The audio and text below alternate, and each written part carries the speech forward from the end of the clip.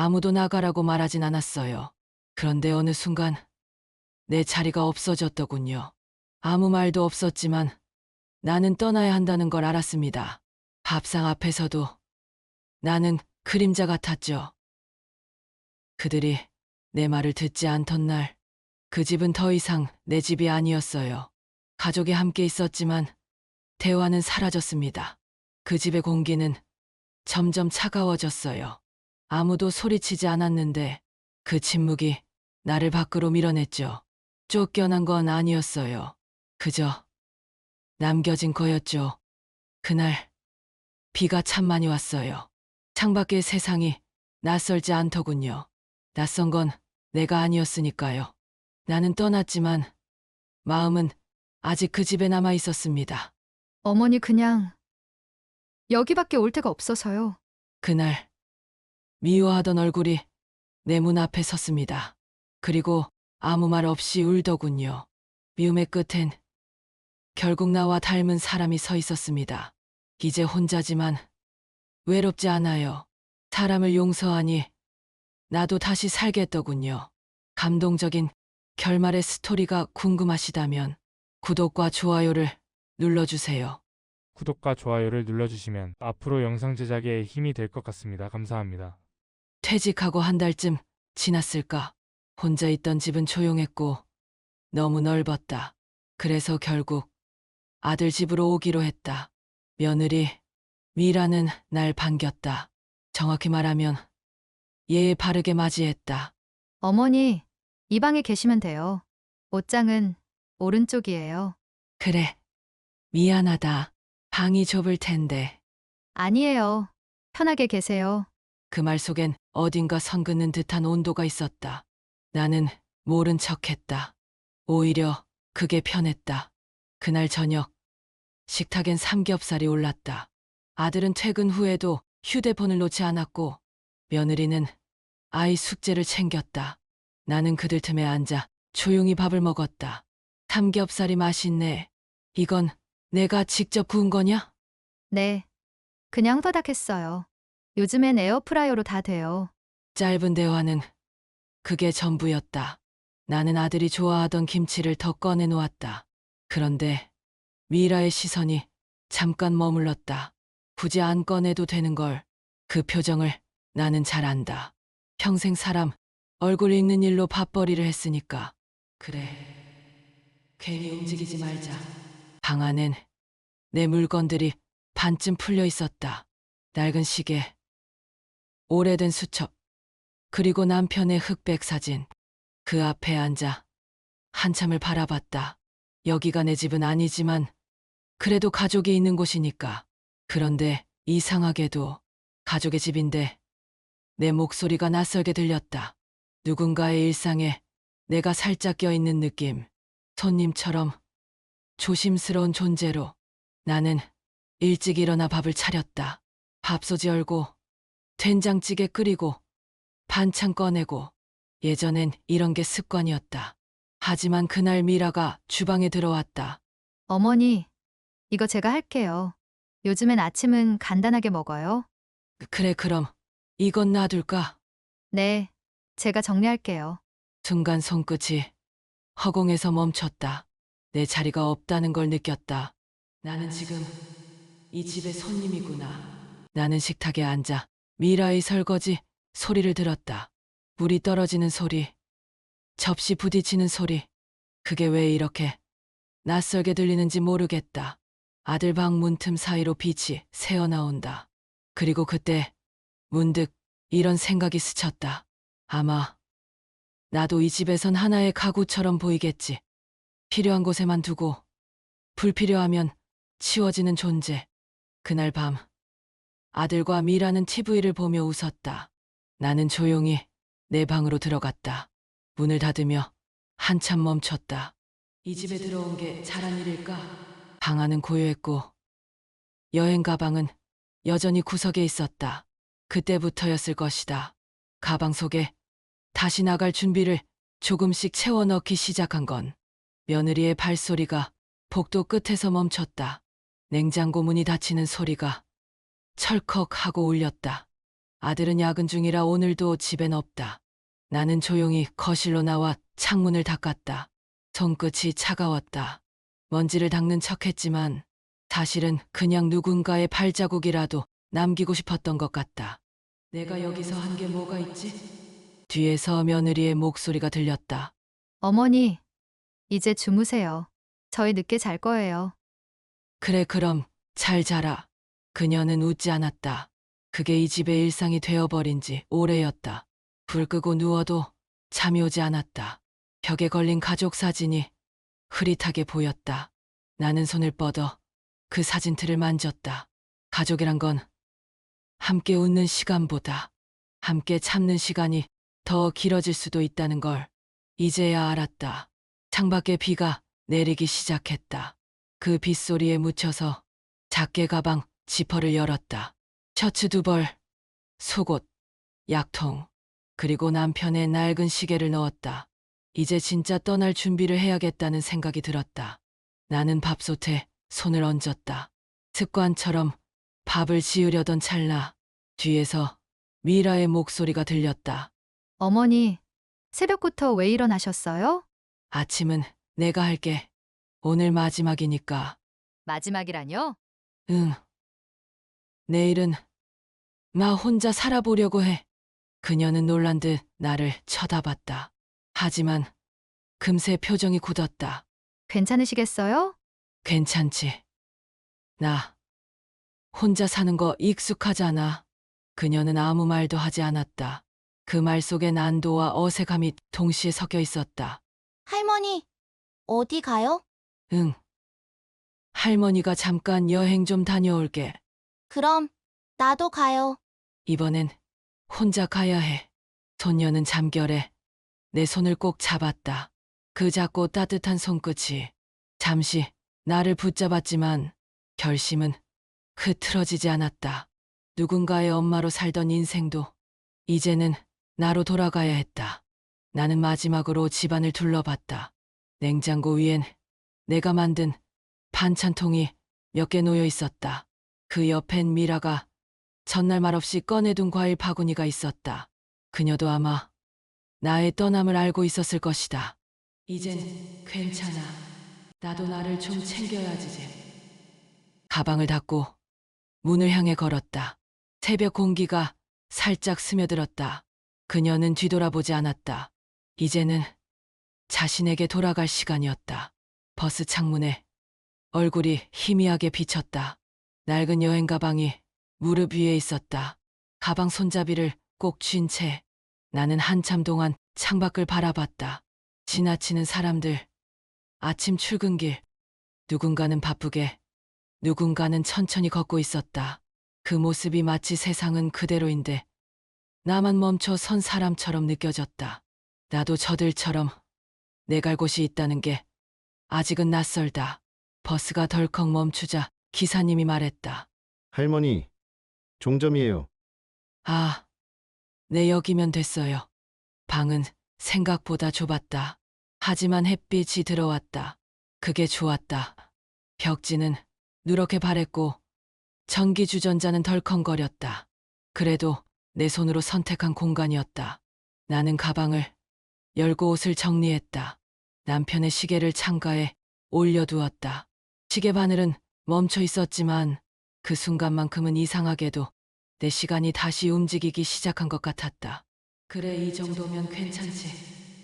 시장 골목은 사람들로 붐볐다. 아침장을 보러 온 노인들이 서로 인사를 주고받았다. 나는 오랜만에 그 속에 섞였다. 아줌마, 이건 오늘 들어온 거예요. 맛있어요. 그래요? 두부도 하나 주시겠어요? 처음 보는 상인에게 말을 건 게 언제였던가. 묘하게 마음이 가벼워졌다. 작은 비닐봉지에 들어있는 반찬거리 하나에도 살아간다는 실감이 났다. 누군가의 집에 있을 땐 내가 살아있다는 걸 느끼기 힘들었는데 여긴 냄새도 소리도 다 나답다. 두부조림을 만들었다. 싱거웠다. 하지만 이상하게 맛있었다. 이게 내 손맛이었나 잊고 있었네. 식탁 위엔 밥 한 공기, 반찬 2가지, 그리고 편지 봉투 하나. 그건 아들이 전날 밤 문틈으로 넣어둔 것이었다. 편지엔 짧게 이렇게 적혀 있었다. 엄마, 미안해요. 언제든 돌아와요. 근데 엄마가 행복하셨으면 좋겠어요. 눈물이 떨어져 밥그릇에 고였다. 나는 밥 숟가락을 내려놓고 편지를 고이 접어 남편의 시계 옆에 두었다. 그날 저녁 나는 오랜만에 창문을 열었다. 저 멀리 아이들 웃음소리가 들렸다. 아직 세상은 따뜻했다. 다른 사람을 위해 살던 인생을 이제는 나를 위해 써보려 한다. 늦은 건 아니겠지? 그날은 별다르게 없는 평범한 오후였다. 빨래를 개고 밥솥 뚜껑을 닫았다. 며칠째 내 손으로 한 일상들이 익숙해지고 있었다. 창가에 걸린 커튼 사이로 바람이 살짝 들어왔다. 그때 갑자기 현관 초인종이 울렸다. 이 시간에 올 사람이 없었다. 택배도 방문객도 없는 동네였다. 문틈으로 비친 그림자가 2개. 설마 엄마, 여기 있었네요. 어머니, 놀라셨죠? 순간 몸이 굳었다. 아들이 들고 있는 과일 바구니가 눈에 들어왔다. 어쩐 일이냐? 그냥 엄마 생각나서요. 너무 갑자기 나가셔서. 걱정했어요.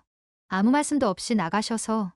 그녀의 말은 부드러웠지만 어딘가 계산된 톤이었다. 나는 대답 대신 물을 내왔다. 앉아라. 커피는 없고 보리차뿐이야. 엄마, 미라가 요즘 많이 바빴어요. 회사 일도 있고, 아이 학교 일도 있고, 그래서. 그건 알아. 나도 애 키워봤으니까. 어머니, 저 그때 말투가 좀 그랬다면 죄송해요. 됐어. 나도 너무 오래 있었지. 그 집은 이제 내 집이니까. 짧은 침묵. 그 뒤로는 아무 말도 이어지지 않았다. 서로의 마음속에는 돌아오지 말라와 돌아오고 싶지 않다가 동시에 있었다. 가끔 미안하다는 말보다 아무 말도 하지 않는 게 진심일 때가 있다. 할머니! 작은 목소리 하나에 공기가 바뀌었다. 손녀가 미라의 손을 잡고 방 안으로 들어왔다. 작은 손이 내 팔에 닿았다. 할머니, 같이 가요. 아빠가 오늘 놀이터 데려간대요. 나는 웃었다. 정말 오랜만에 마음에서 올라오는 웃음이었다. 그 아이가 있는 한 이 가족은 완전히 부서지지 않을 거란 생각이 들었다. 그래, 아직은 미워할 수 없어. 엄마, 연락 자주 드릴게요. 혹시 필요한 거 있으시면 꼭 말하시고요. 됐다.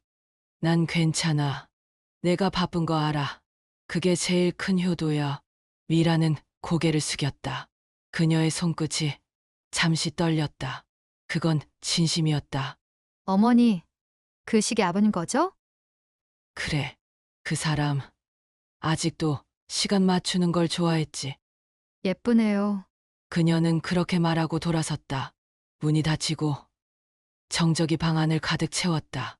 그제서야 나는 깊게 숨을 내쉬었다. 나는 종이 한 장을 꺼냈다.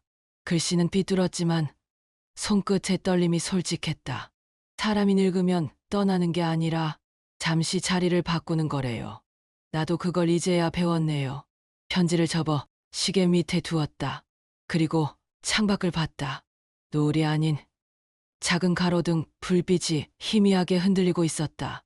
오늘은 외롭지 않았다. 나를 찾아온 사람들 덕분에. 전날의 방문이 꿈처럼 느껴졌다. 집 안은 여전히 조용했지만 묘하게 공기가 달라져 있었다. 나는 커피를 내리고 작은 식탁에 앉았다. 햇빛이 시계 유리에 반사되어 반짝였다. 그 불빛을 바라보다가 문득 시계 밑에 있는 봉투가 눈에 들어왔다. 그건 전날 준호가 두고 간 봉투였다. 봉투 안에는 오래된 편지 한 장이 들어 있었다. 글씨는 나직었다.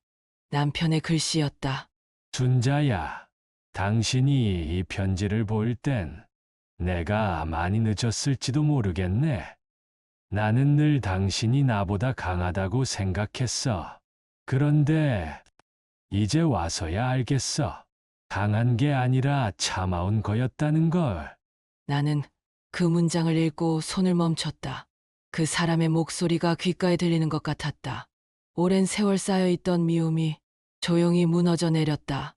참 당신답네. 꼭 이렇게 늦게야 말할 줄 알았지. 그때 나는 늘 바빴다. 아이를 키우고 집안을 챙기고 남편은 말이 없었다. 그 침묵이 미웠다.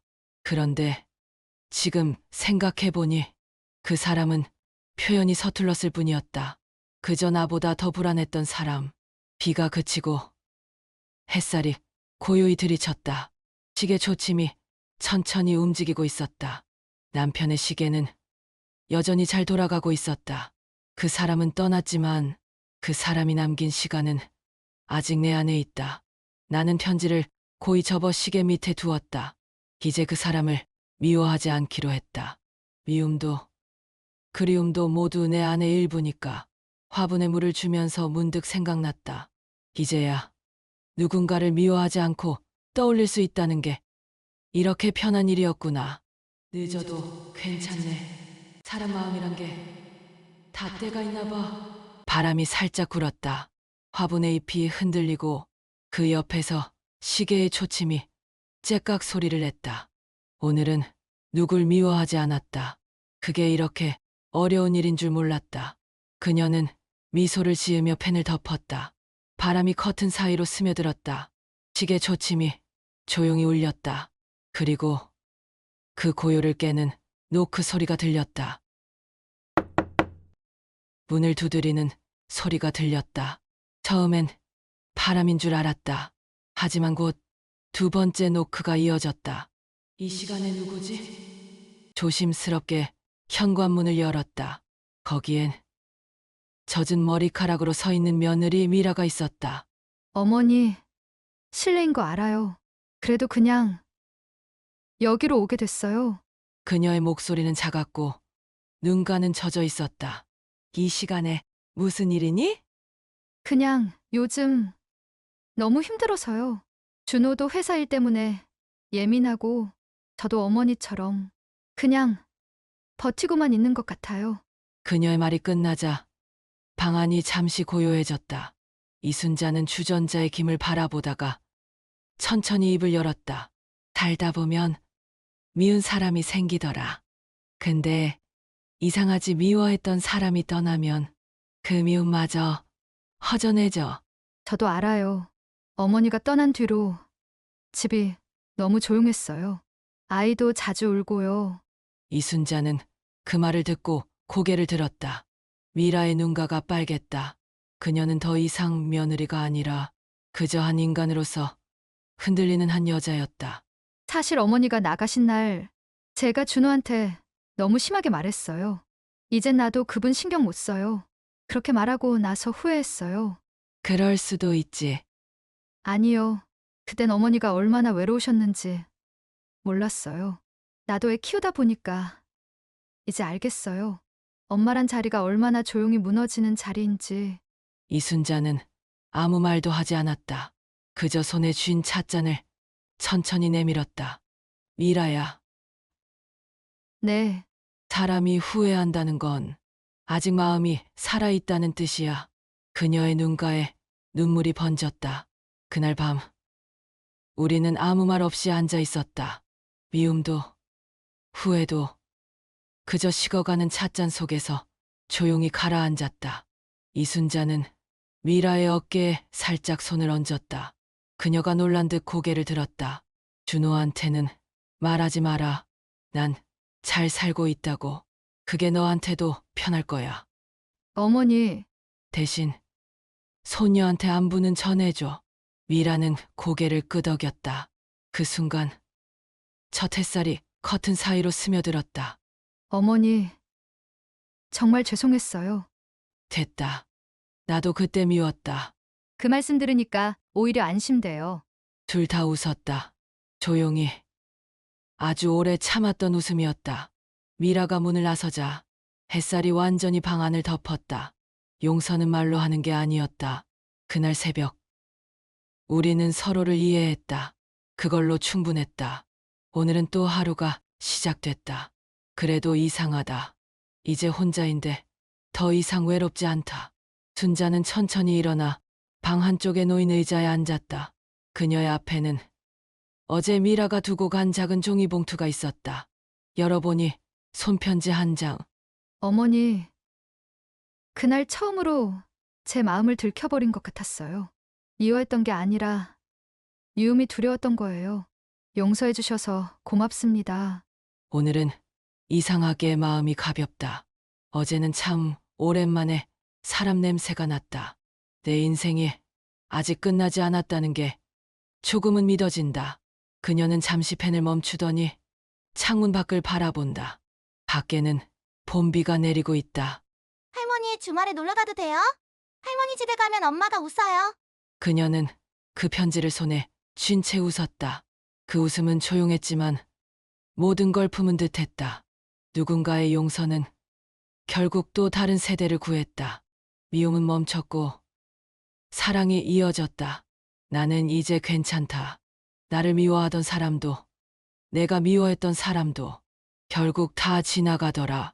그래도 참 이상하다. 지금이 제일 평안하다. 그녀는 고개를 들어 하늘을 본다.